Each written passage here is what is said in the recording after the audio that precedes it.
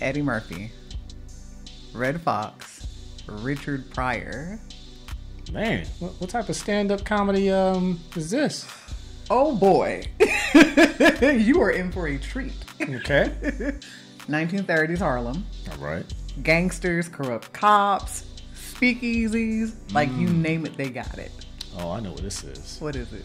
Harlem Nights. Harlem Nights. Yeah. Okay. Here are 10 facts about the movie Harlem Nights.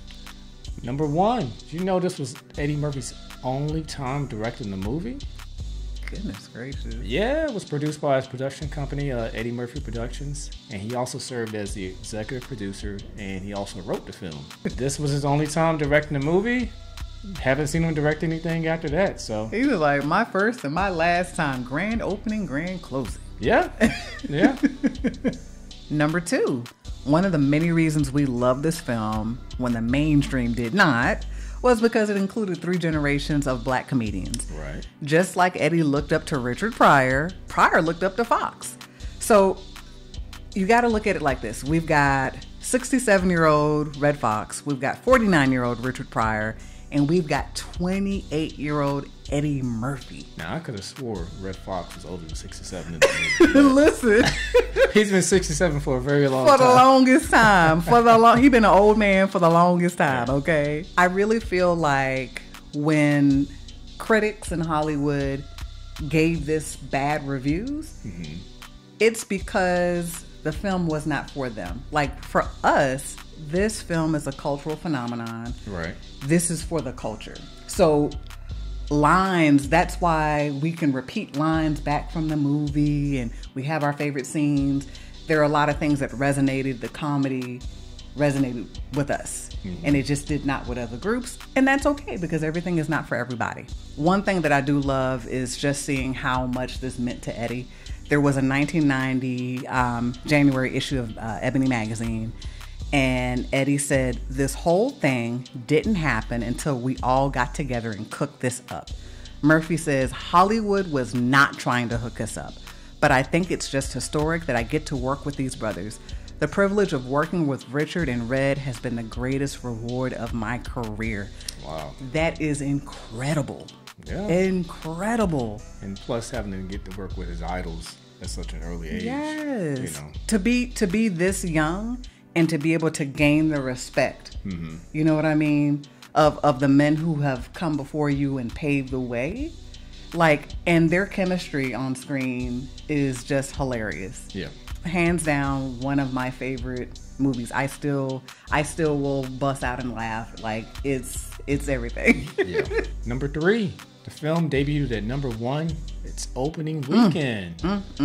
So the original budget was $30 million, and it ended up grossing $95 million at the box office. Man. Now, despite earning this amount, it was still kind of considered a disappointment for Paramount. Only because they compared it to Eddie's previous 2 pictures, Coming to America, which was a knockout, and Beverly Hills Cop 2. Okay. And I still think that kind of plays into the audience, right? So it's not Beverly Hills Cop, and we talked about this, how that was a broader audience. Right. So this was kind of more of a narrow view. Yeah. And, you know, number 4, the role of Dominic LaRue, played by Jasmine Guy, was originally cast with actress Michael Michelle. So Michelle was fired during her production. According to Murphy, she wasn't working out. She ended up suing him, saying that in reality, she was fired for rejecting Murphy's romantic advances. So, allegedly. Allegedly. So, of course, Murphy denied the charge, saying that he had never even had a private conversation with her. The lawsuit, of course, was settled out of court for an undisclosed sum. But, you know, we may have had a little bit of a different movie with a different actress there. But getting to see Jasmine Guy, she was gorgeous. She was stunning. Yeah, and I think a year before this, Jasmine Guy actually did School Days. She did. Yeah. I forgot about that. Yeah, because I thought this was her first film, but she'd actually did School Days before this. So. All right, so it's the next day, and I'm editing the video, and of course, the audio gets distorted from facts 5 through 9. See what had happened was, and then that's what happened. Yeah. All right. So the next few facts, 5 through 9, are going to just be voiceovers. Sorry, y'all. All right. We'll see you at fact 10. Number 5. So if you've seen the movie, you know there's a lot of cursing involved in this movie. There's a lot. This is definitely a hard R rating. Well deserved. Yeah. Now, according to IMDb, some variation of the F word is used 133 times throughout the film. Yeah. Yeah. I'm surprised it's not more.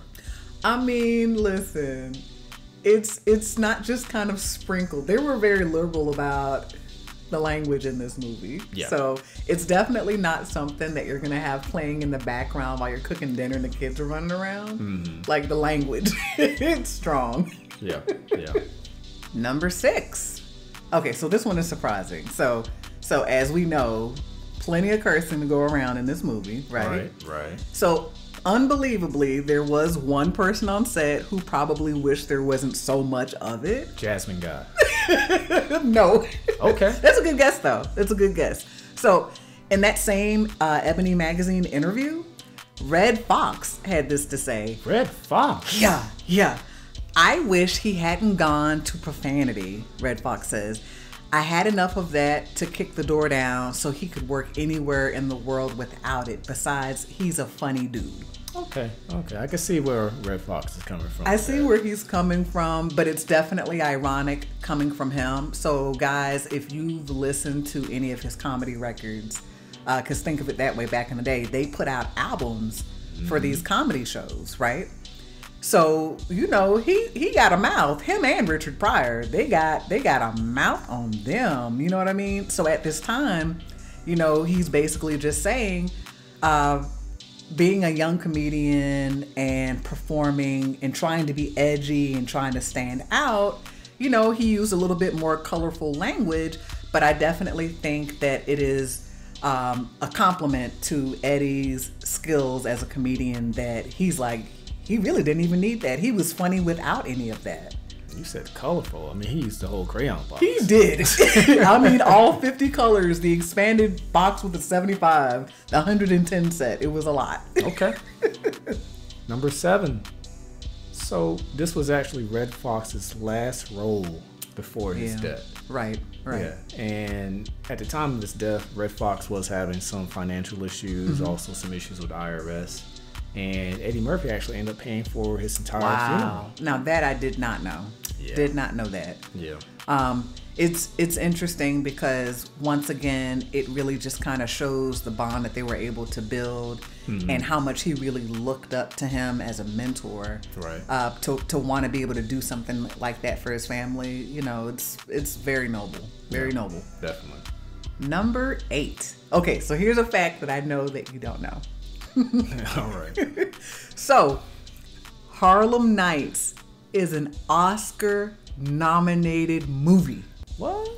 Don't get excited. Oh, okay. Not for best comedy, not for best actor, not for best director.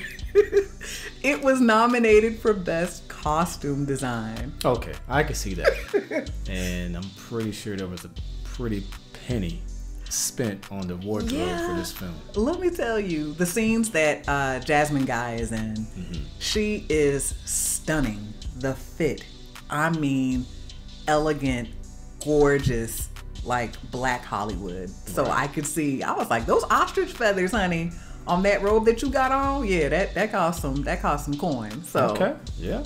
Number 9. So did you know that Sugar Ray's was an actual bar? Yeah, it's owned by Eddie's Uncle Ray. Wow, I did not know that. In Brooklyn. And Eddie's Uncle Ray used to tell him stories about how he used to run with the mafia. Eddie took those stories. In 3 weeks, he wrote Harlem Nights. 3 weeks. 3 weeks. Wow. Number 10. In the movie Life, there was a fight scene with Eddie Murphy's character, Rayford Gibson. After he gets hit once, Eddie says, I know a bitch named Della who hits harder than you, referring to Della Reese's character, Vera. Oh, man. You know, when they were in the alleyway. Yeah, He's like, I'm going to shoot your picking toe. He did it. He did it. Yeah. Yeah, you know, Harlem Nights, like I said, is definitely an iconic film. Oh, definitely. Cult classic. Cult classic for so many reasons. And honestly, with the way that they ended the film, they could have made a sequel. Somebody could come out today and make a sequel. Yeah, when we were talking about that, I mean, you can get the 3 big names now, or even have Eddie starring in it again. Gotta have Eddie back in it, yeah. Probably get Dave Chappelle. Yeah. Kevin Hart. Oh, Chris Rock. Dreamcast. Okay, yeah. Okay. So Kevin Hart would... So are we doing a remake, or is this a continuation? Probably. If it... Okay. If it was a remake, so of course Kevin Hart is Quick, right? So who's gonna play Red Fox's character? Maybe Dave Chappelle. Okay. Yeah. Okay. I'd sign up for that. I mean, so think in terms of the success of Coming to America, when it premiered on Amazon Part 2. You know, nothing is always as good as the original, but it's nostalgic enough. We can appreciate it. You know what I mean? Yeah, I checked it out. You know, we watched it. But it's, you know, when people have something they really love, it's exciting for them to see kind of a continuation of a story that they're already familiar with. Yeah, and then just speaking about Harlem Nights, you know, it inspired a lot of, hey, we're doing a speakeasy tonight, and we got a Harlem Nights themed party and things like that. You know, and even in Busta Rhymes' song, you know, Pastor Cavassier, they had that one reenactment of the, you know, scene with Eddie and Della Reese. So. Monique playing Vera. And Busta Rhymes playing Quick. Stomping on her toe. Yeah, so it's all embedded in pop culture. So. It is. Rightfully so. So, favorite scenes. Do you have a favorite scene? Favorite scene? Probably there's a scene when Quick is running away from the gangsters or whatnot, Arsenio Hall. Oh, yeah. And Miguel Nunez. And they're all shooting. And then one guy comes up with a 22? Yeah. Pow, pow. Yeah. He's like, put that little down, whatever. So that's one of my favorite scenes. Oh my gosh. Okay, so I agree with that. It was a toss-up between that scene, but I went for the more heartfelt one.